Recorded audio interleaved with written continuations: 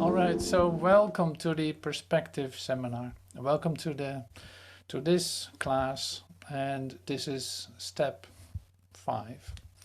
And step 5 is like the step with the name love, and very specific and very not specific, not special, very that's interesting to look at it like that. It's like, no, it's not special. It is for everyone. It's what you are. It is, so this love, how can we work with that? All right, well, welcome. Everyone's here now. That's great. That's great. So we can get started. And so I feel it when you come in. I have to press a button. And so I did make an attempt to start this, but see, I'm starting all over again. So that's good for me. I have a second possibility to do this. So thank you. Welcome for being in the perspective class. Today, step 5, love. Love. So we listen to some LOVE songs, some love songs, but is that love what we're singing about? Is that LOVE, love? Yeah, we're going to find out. So, and you're going to help me with that too. So I got a little bit of an in-class assignment later on. So we're going to pick our favorite expression. Well, you can choose out of 13 expressions of love. I did lucky 13 with that. And you can pick one that really resonates with you, and you can share that, what comes up for you to share. But that's later on. So for now, we're looking at the idea of love, since that is one of the steps in the healing of, in spiritual healing. It is a real theme, so to speak, in our waking up, in our awakening, in our transformation, because it is at least something that gives probably like most of the confusion in your awakening. Yes, I'm speaking for myself. Yes, absolutely. I had a lot of confusion about it, definitely. Figuring out what the hell love is, so to speak. What is love? What is love? You cannot really define it at all. It's everywhere. It is what I am. It is, you give it to someone, maybe, or all this. So, whatever it is, maybe it's not definable. Maybe it doesn't make any sense to talk about it. And it is just what you are. So it cannot be taught. It cannot, it's like, you cannot lose it. So that's important to know. And in order for us to really come in touch with it, something needs to happen. And because that's the same as every time we come together and we meet in this place, it is always, in order to hear and to connect really with what is given, it is important to remember that this all starts in a certain place. Like, we don't need our intellect, we don't need our concerns, we don't need our daily activities, we don't need our definitions of ourselves, and so on and so on. All that we don't need, but is it sleeping? Is it somewhere in the back of our minds, or is it still right in the front of our consciousness, of our superficial consciousness? So that's why we take a bit of time to come to stillness, to come to inward turning, instead of thinking that something is happening outside of you, or something is being told that you never heard before. That will not happen when you start with your recognition of your withinness. So we take time to go within and connect with that. We're doing that right now, even though my eyes seem to be pointed outward of me, but all this is not really occurring at all in that way.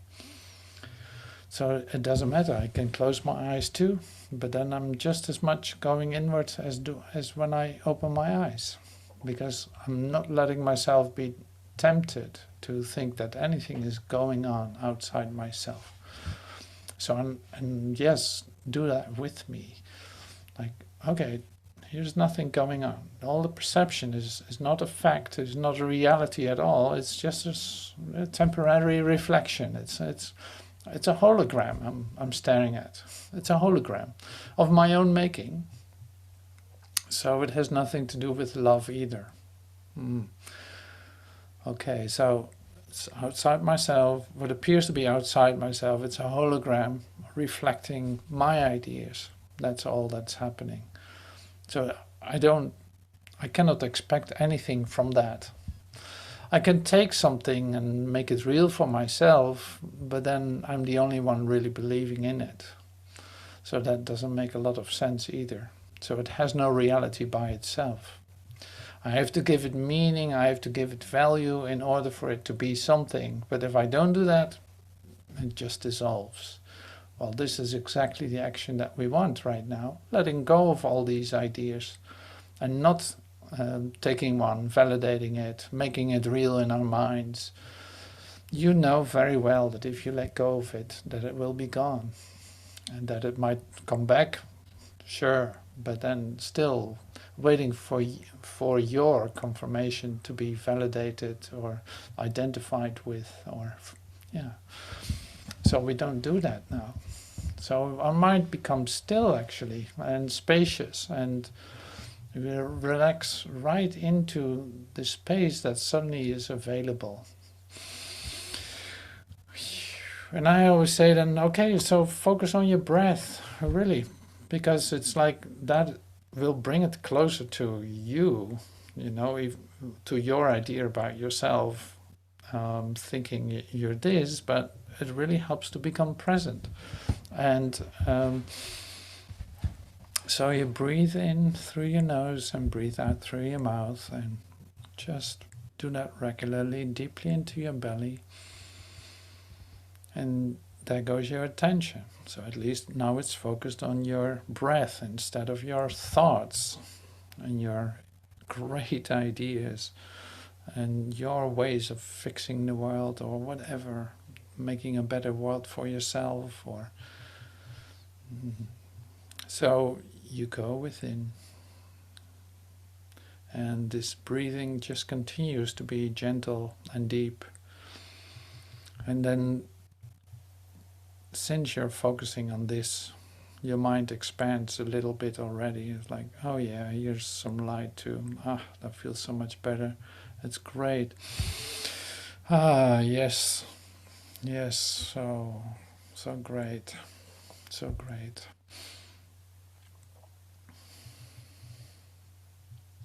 Yeah, I can be completely present here. And in order for me to really hear what is being said and to really communicate with one another here, that silence is essential. That silence is so essential. Otherwise you get distracted, you fix an idea, you take it, and then you're gone with your awareness. You're tied to something. So now it's completely empty now, letting everything just passing through. Everything is allowed to come up, all your emotions and thoughts and all that, but you're not engaging with it, just letting it go.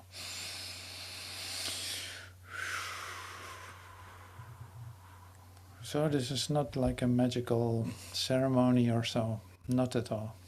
This is just plain doing the work of going inward. Say, cutting loose attachments to what you think is so important, what concerns you so much. Not necessary to focus on that, just letting that go. I'm cutting it. See, that's why I've got my scissors with me today. It's like, don't need any of that. I'm right here, right here, right here. This is the only moment that is really occurring. It has nothing to do with anything, and it's completely connected to every aspect of creation. It has nothing to do with anything that I think about it. But It is true in itself. So sinking deeper into that, your experience of it becomes deeper too. And it doesn't go anywhere. It doesn't need to achieve anything. It doesn't need to fix anything. It doesn't need to heal anything. It just is your experience of yourself. And only you can experience that.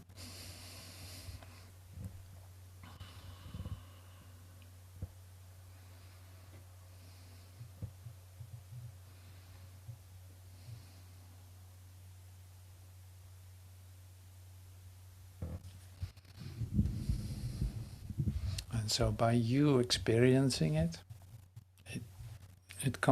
becomes a universal experience. It's like you start to extend the peace that you experience. You start to extend it. And you find your mind communicating with the one mind that we share.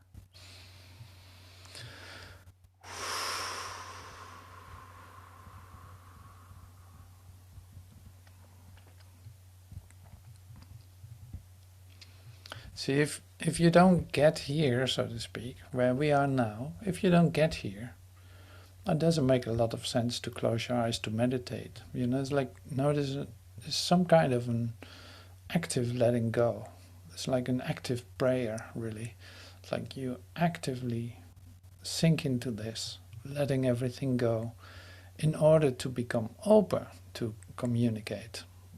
That is meditation. That is what, in fact, you don't have to lose during the day. That is centering into your peace, like the peace that passes your understanding, your ideas about it.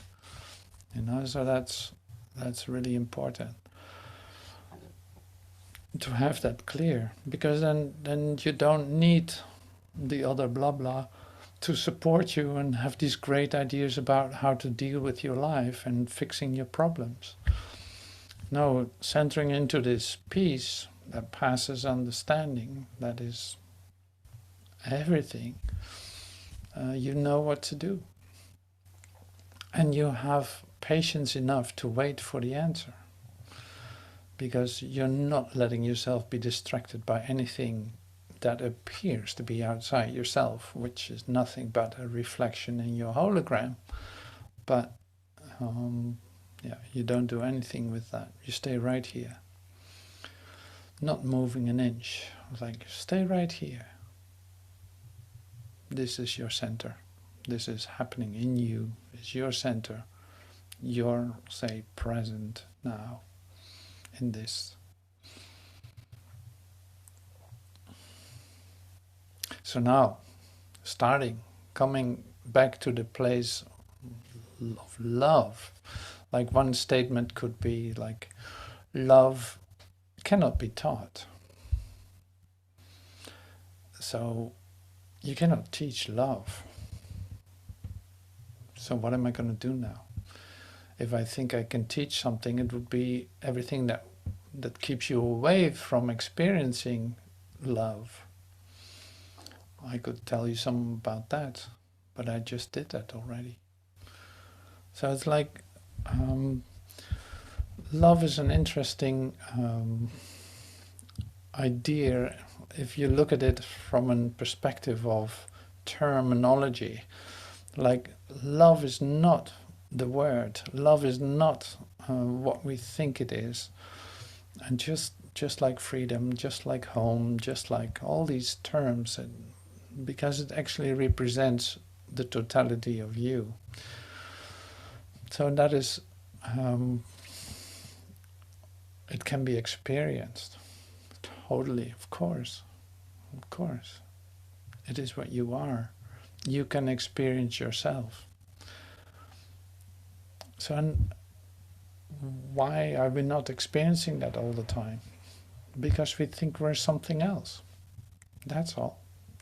We think we are something else, when a limited perspective on ourselves will do so. We pick something out of our hologram to make it real and go with it, and discovering, like, no, that's not it either. So you probably have a lot of definitions for yourself to see that you're not that you think that you are. So is it with what you call love relationships? It's like you think it is a love relationship. So that might be a bit different than you think. Sometimes you discover that it's like, well, that wasn't a love relationship. The way that's being screamed at me, or what is occurring to me, is like, I don't think that's what love is. So these terms we have used, and now in some say in codependency AA meetings, you have like love-hate relationships, as if the two are part of the relationship, love-hate relationship. Like one moment it appears to be that we're very loving to one another, the next moment we're fully attacking one another. So this is a very common thing. It's like, that is not what love is. It is a love, it's a hate relationship more than a love-hate relationship. So, and this is your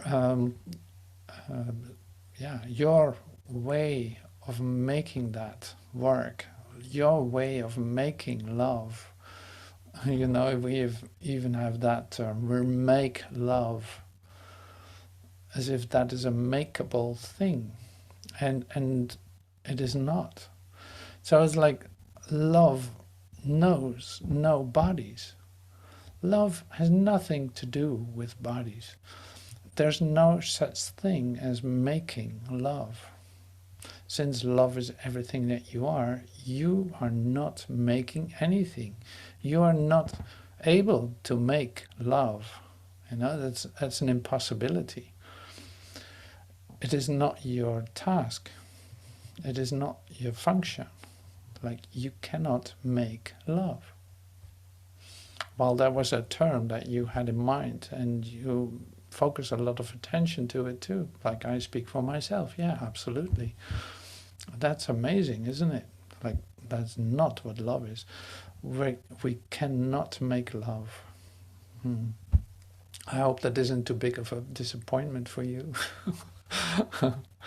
But you see that it has everything to do with self-definition. So if you think you are who you think you are as a human being, as somebody who creates himself all the time and redefines himself all the time, then making love would be one of the things in which you can really make yourself too into a good lover, or a good tempter, or who knows what you get in mind.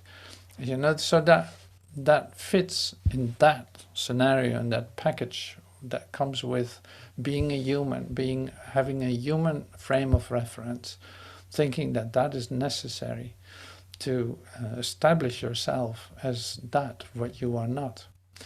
So all that is not love, and that's not what we're talking about today. But like I said, I cannot teach you what love is, but I can show you what isn't love. So that's what I'm doing now. It just pops up. It's just given to share. So that's interesting. So love knows no bodies.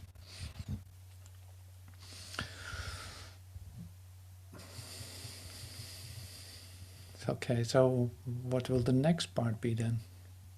That isn't love, that isn't love. It is not special. So that means it doesn't differentiate either. So it doesn't make a difference between how to respond to one and how to respond to the other.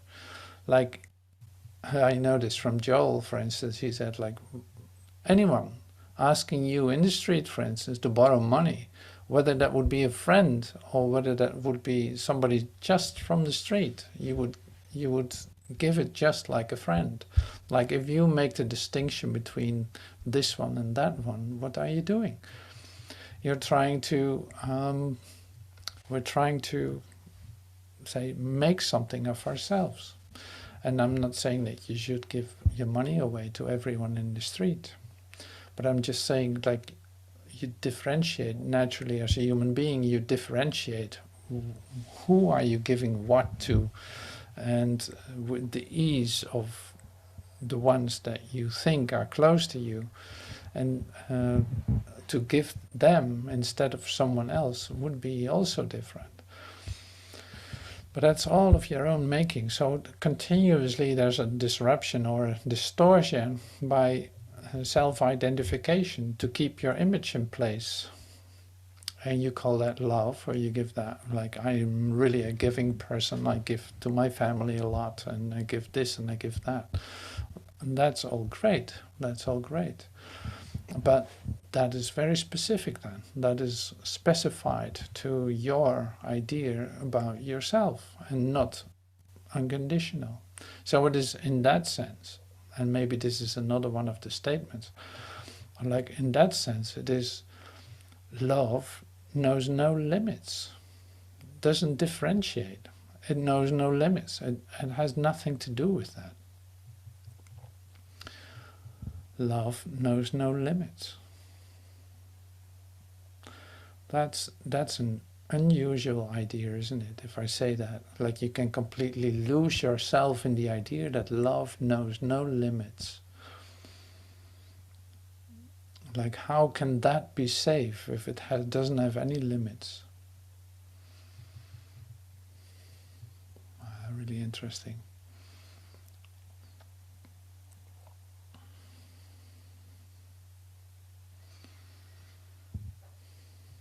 And let's see if there's more.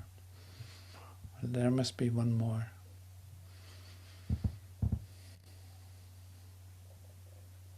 So love knows no limits. Love knows no bodies. Love doesn't differentiate. Love doesn't do all the things that you do with your human mind. So put on one practical example. I'd love to hear more.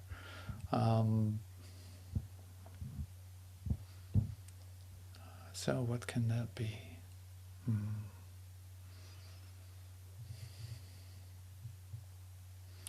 Yeah. So love cannot be made. It was also a good one, you know. So there must be more.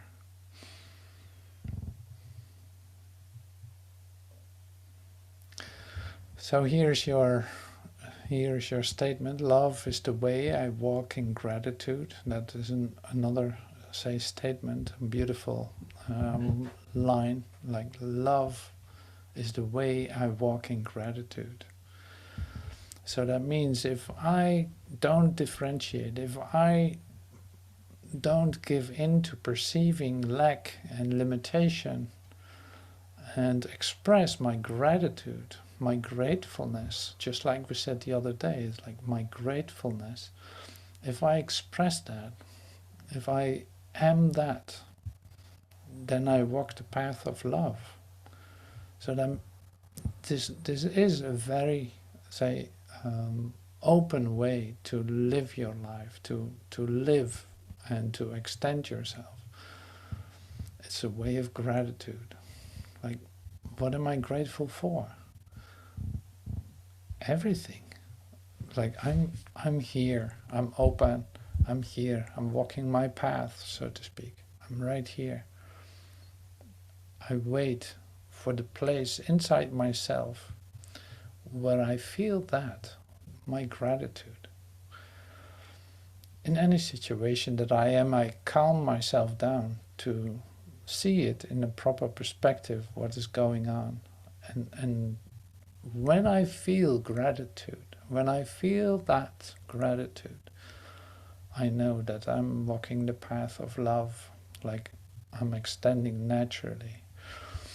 And that takes a moment to get there, and I go through everything in order to get there. Like, I have to release a lot of ideas in order to get there if I'm in an intense situation.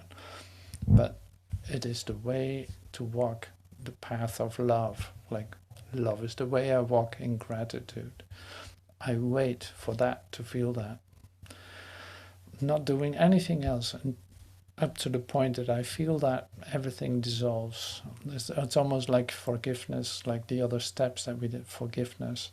I forgive, and I see the whole situation differently because I feel the love of God in me. I feel the communication back coming back to me. My heart is opening up. Wow.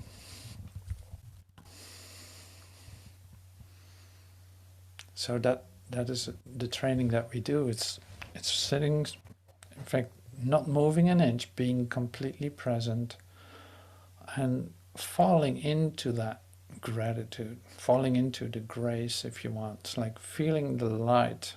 This will be one of the next steps, like feeling that light from within coming to us and filling us, filling your consciousness.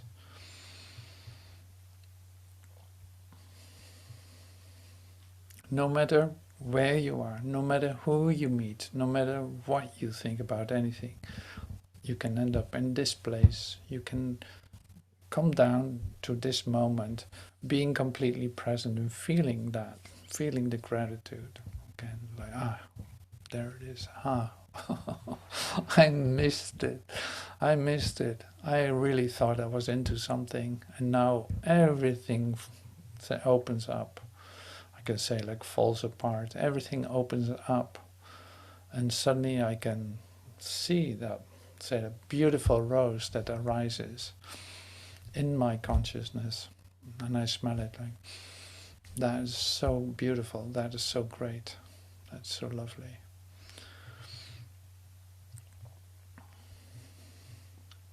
Okay, thank you so much for this. Thank you for listening.